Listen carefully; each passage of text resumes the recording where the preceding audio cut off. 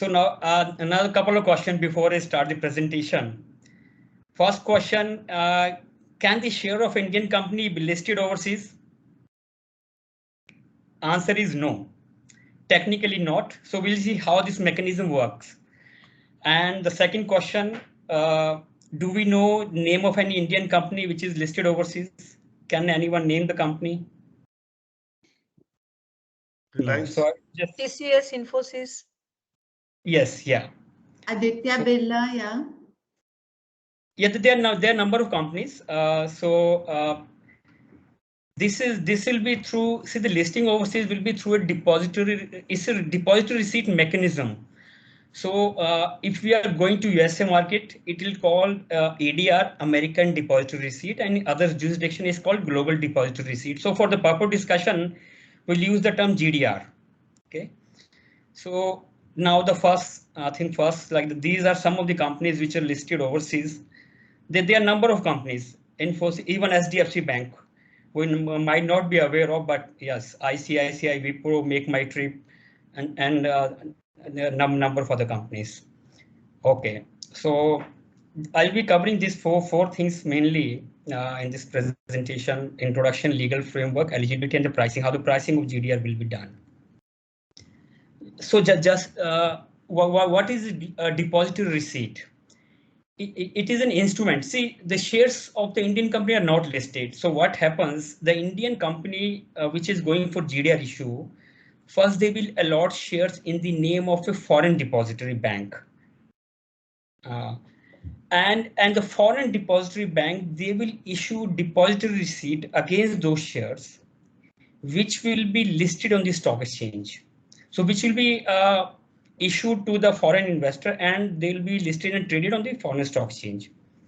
It's not mandatory for the GDRs to be listed, but if the company wants to have a broader investor base, so as per their requirement, how much money they want to raise through this option. If they're looking at a huge amount, of course, so they'll have to go for a listing so that the investor has the comfort. If they want to exit any point of time, they can sell off their shares on the stock exchange and exit. Okay. And these are some of the technical requirements that the shares which are issued in the name of foreign depository, they are kept in the custody of an Indian depository bank, which is a domestic custodian. And this is a legal framework. These are relevant regulation where this GDR provisions are covered. FEMA, of course, when you're issuing shares through this route, you have to do certain filings with the RBI, like for filing of Form FCGPR with the bank. And the main provision are under the Depository Receipt Scheme 2014. The government introduced this scheme for the first time in 1993, when they came out with this scheme, which covered depository receipt as well as the foreign currency convertible bonds. So in 2014, the part relating to the depository scheme has been replaced by this new scheme. And then provision of the Companies Act will be applicable, because when you're issuing shares, you have to do certain compliances like taking approval from the shareholders.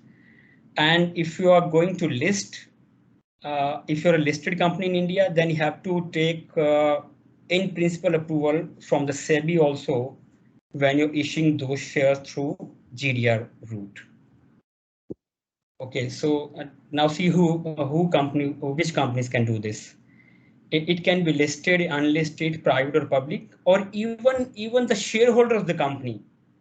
You see, the shareholder of a listed company, even their shareholding can be listed through GDR route.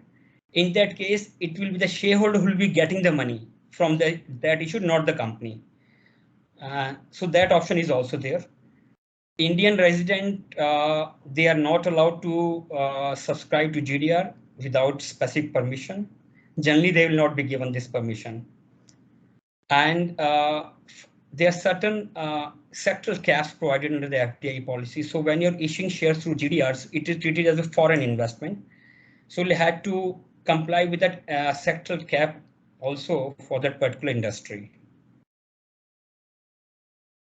takeover regulation. So under SEBI takeover regulation, which is applicable to a listed company, in case any person is acquiring share of a listed company beyond a threshold, which is 25%, so there's an obligation on that person to make a public offer to acquire another 26% from the general public. So if you're having shares, having GDR, and when you convert those GDR into shares, so these regulation will be applicable. So you have to comply with that in case you're breaching the threshold. And if you're issuing shares as per the scheme, there's no requirement for any government approval. So so what we discussed that it's not the share, it's the GDR which is listed on the stock exchange and which are traded. It has a tax benefit also, because if when you're dealing with the shares or you're buying or selling shares of an Indian entity, it will treat it as a capital gain. You can have a capital gain tax implication in tax law, but when you're doing that through depository receipts, so those are exempted. So if you're buying, selling, you're making some profit, you don't have to pay capital gain tax. So that's the idea behind this. And at any point of time, if you're the GDR holder, you can get those GDR converted into shares. In that case, you just may make a request to the depository, and then you'll get shares in the company and you will be registered as a member of the company. Then you will no more be GDR holder in that case. And how the pricing is done, it can be any price, but it should not be less than the price which are applicable in case of domestic investors. So under when you see the under the applicable laws, so it can be different laws for listed companies. There's a SEBI requirement how you price the shares when you're issuing to domestic investors. And if you're unlisted, they have to follow a different formula. And since the shares are issued, so it will also have the voting rights attached to those shares. In this case, the foreign depository will be entered as the member in the books of in the register of members of the Indian company as the shareholder. So they will exercise those rights. But how they will exercise? There will be agreement between the GDR holders, the company, and the depository to how they will exercise these voting rights. So generally, it will have some representative from the foreign depository who will vote on behalf of the GDR holders. So they will get instruction from the GDR holders whether to vote for or against some resolution. Accordingly, will vote. And where the GDR listed on the international stock exchange, so they will be treated as a part of the public holding.